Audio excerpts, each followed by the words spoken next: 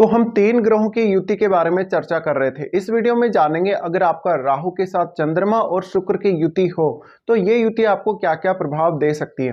देखिए, राहु के साथ जब भी चंद्रमा और शुक्र जुड़ते हैं, ऐसे में सबसे स्ट्रांगली आपकी जो डिजायर्स हैं उनको राहु प्रभावित करते हैं। और हमारा जो शुक्र है वो लग्जरी और रिलेशनशिप का कारक है ही। तो ऐसे में लग्जरी, धन या फिर जो हमारी सेक्सुअल डिजायर्स वो काफ़ी ज़्यादा हाई हो सकती हैं। इसके अलावा अनयूजुअल कुछ डिमांड्स हो सकती हैं हमारी अपने पार्टनर से, या हमारी मदर के साथ जो हमारे रिलेशंस हैं वो काफ़ी ज़्यादा इससे प्रभावित हो सकते हैं। क्योंकि देखिए, चंद्रमा मेनली इमोशंस के कारक हैं और जो शुक्र है, शुक्र के साथ भी फिर हमारे जो इमोशंस है डायरेक्टली इस केस में जुड़ जाते हैं। और राहु जस्ट इन दोनों की क्वालिटीज़ को बढ़ाने का काम करते हैं। ऐसे में कोई जातक जिसमें हाईली ऐसी क्रिएटिविटी डेवलप होगी, जो गीत संगीत में बहुत अच्छा कर सकता है, डांस बहुत अच्छा कर सकता है और फिजिकली भी वो काफ़ी अच्छा होगा, दिखने में बहुत ज़्यादा लुक उसका अच्छा होगा, तो काफ़ी ज़्यादा अट्रैक्शन डेवलप करता है ये कंजक्शन आपके अंदर। अब डिपेंड करता है ये कंजक्शन आपके कौन से भाव में बन रहा है। जैसे हो सकता है ये कंजक्शन आपके लगन में ही बन रहा हो। अगर लगन या सप्तम भाव में बन रहा हो तो इस कंजक्शन की वजह से आप में बहुत ज़्यादा अट्रैक्शन डेवलप होता है और ये अट्रैक्शन आप कभी कभी फील नहीं कर पाएंगे। तो ऐसे में आप अपने आप को लेकर बहुत ज़्यादा ऑब्सेस्ड रहेंगे और साथ ही आप शुक्र और चंद्रमा से रिलेटेड जो चीज़ें हैं जीवन में उनके प्रति हाईली ऑब्सेस्ड रहेंगे। तो ऐसे में धन, लग्जरी की इच्छा आप में बहुत ज़्यादा रहेगी। कभी कभी आप बहुत गलत फैसले भी लेंगे क्योंकि राहु है वो एक चीटर की तरह कभी कभी बिहेव करता है। तो ऐसा कंजक्शन अगर आपके नॉर्मली अगर 7th हाउस में हो तो ऐसे में बहुत ज़्यादा चीटिंग आपके साथ हो सकती है। रिलेशनशिप को लेकर बहुत ज़्यादा दिक्कतें आ सकती हैं। आप बहुत गलत पार्टनर को चूज कर सकते हैं। साथ ही अगर इस प्रकार का कंजक्शन आपके 10th हाउस में हो तो आपको बहुत ज़्यादा सफलता मिलती है।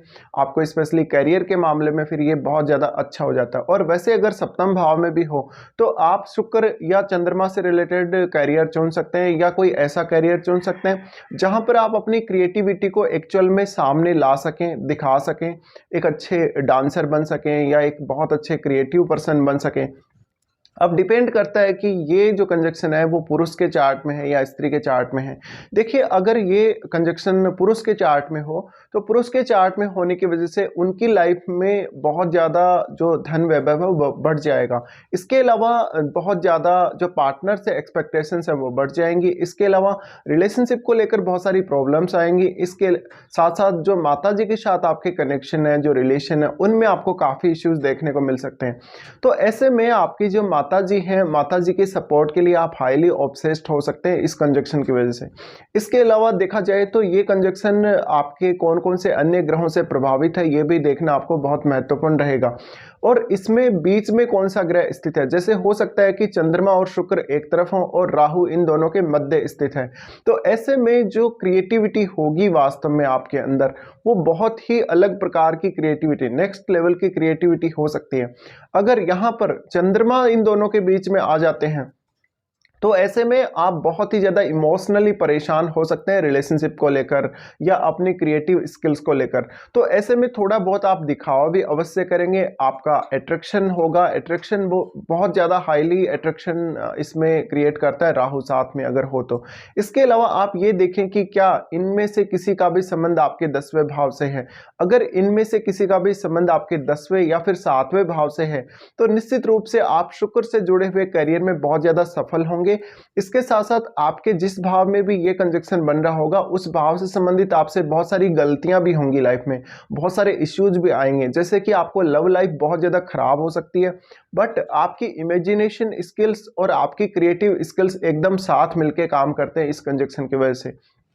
तो ऐसा जातक वास्तव में उसको बहुत कोई ऐसा करियर चुनना चाहिए जहां पर वो अपनी क्रिएटिविटी को सामने ला सके।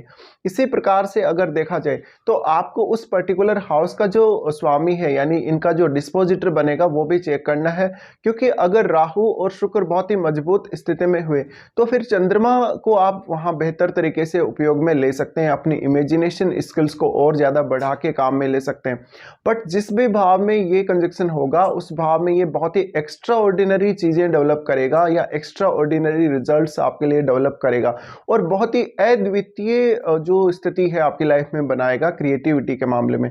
तो ऐसे जातकों को फिल्म इंडस्ट्री में, गीत संगीत में बहुत ज़्यादा सफलता मिल सकती है, भले ही उनका डोमेस्टिक लाइफ या उनका जो रिलेशनशिप है या उनका जो मैरिड लाइफ है वो उतना अच्छा हो या ना हो, बट आपको जो नेम फेम मिलेगा इस कंजक्शन की वजह से वो बहुत ज़्यादा हाई हो सकता है। या फिर अगर आपको नेम फेम नहीं मिला, मान लीजिए आपको उतना ज़्यादा, क्योंकि आप कभी कभी चीज़ों में बहुत ज़्यादा गलती कर और कभी कभी आप अपने आप को समझने में भी बहुत ज़्यादा गलती करेंगे, क्योंकि राहु बहुत स्ट्रॉन्ग ऑब्सेशन आपके अंदर क्रिएट करेगा। तो जो आपकी इच्छाएं हैं, जो आपकी अभिलाषाएं हैं, वो बहुत ही ज़्यादा स्ट्रॉन्ग हो सकती हैं इस केस में। तो यहाँ पे आपको जस्ट ध्यान रखना पड़ेगा, अपनी जो ऑब्सेसिव जो चीज़ें हैं, माइंड आपका बहुत ज़्यादा ऑब्सेस्ड रहता है, वो आपको कंट्रोल करके चलना पड़ेगा। अगर आप वहाँ पर कंट्रोल कर लेते हैं और एक सही डायरेक्शन को चुन लेते हैं, तो ये कंजक्शन, 3 ग्रहों का कंजक्शन आपको बहुत ज़्यादा आगे लेकर जा सकता है, जहाँ तक आपने सोचा भी ना हो, क्योंकि Rahu out of the box चीज़ें देने के लिए जाने जाते हैं। ऐसे में ये राहु, चंद्रमा और शुक्र का कंजक्शन आपको बहुत ही ज़्यादा नेम फेम दे सकता है, बट ये आपकी मदर के साथ और आपके जीवन साथी के साथ जो आपके रिलेशनशिप है उनको बहुत ज़्यादा हार्म करेगा, और इस वजह से बहुत सारे लोगों के साथ आपके रिलेशनशिप होने के चांसेस बनेंगे। बट चलो, ये जो कंजक्शन है उसको कम से कम आप अपने जीवन में ज़्यादा से ज़्यादा पॉजिटिव तरीके से यूज़ कर लो, ये आपके लिए बहुत ज़्यादा अच्छा है।